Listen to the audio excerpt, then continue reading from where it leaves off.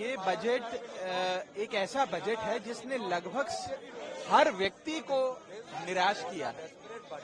औसतन हम देखते हैं कि बजट कुछ इस प्रकार का होता है कि एक वर्ग खुश होता है, दूसरा वर्ग निराश होता है।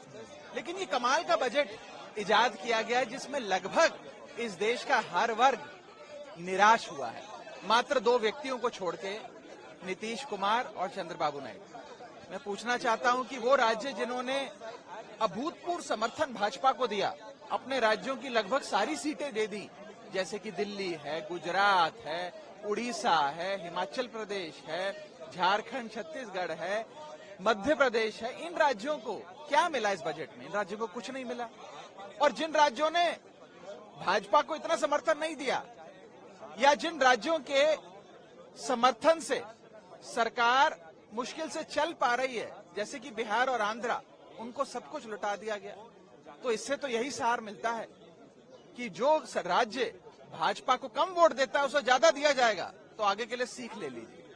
और दूसरी चीज, जहां तक एक आम नागरिक की बात है, इसमें कोई दो राय नहीं है। आपका इकोनॉमिक सर्वे भी, सीएमआई की रिपोर्ट भी, और जितने भी ये एजेंसीज हैं, इनकी जो भी सालाना रिपोर्ट्स आती है, साफ बताती हैं कि इस देश में आय तो बढ़ नहीं रही, लेकिन महंगाई बढ़ती जा रही है।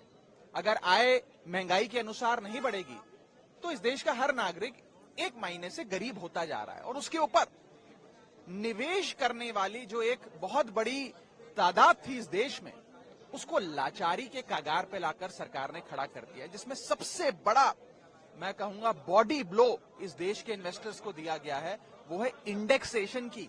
जो लाभ आपको दिया जाता था वो आपसे छीन लिया। इंडेक्सेशन छीनना इन्वेस्टर्स पे टैक्स लगाना नहीं, इन्वेस्टर्स को पीनलाइज करने जैसा है। आप इंडेक्सेशन रिमूव करके एक महीने में इन्फ्लेशन पे भी टैक्स ले रहे हैं। यानी कि आज तक आप खाने की कोई वस्तु खरीदें, कोई सुविधा खरीदें या इनकम कमाएं, उस पर तो टैक्स देते थे।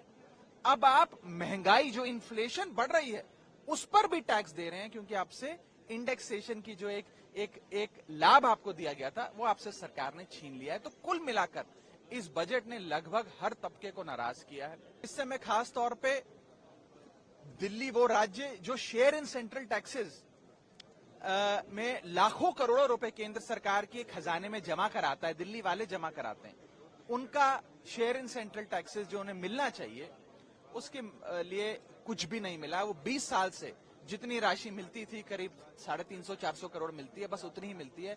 एक फूटी कौड़ी का भी इजाफा उसमें नहीं किया गया।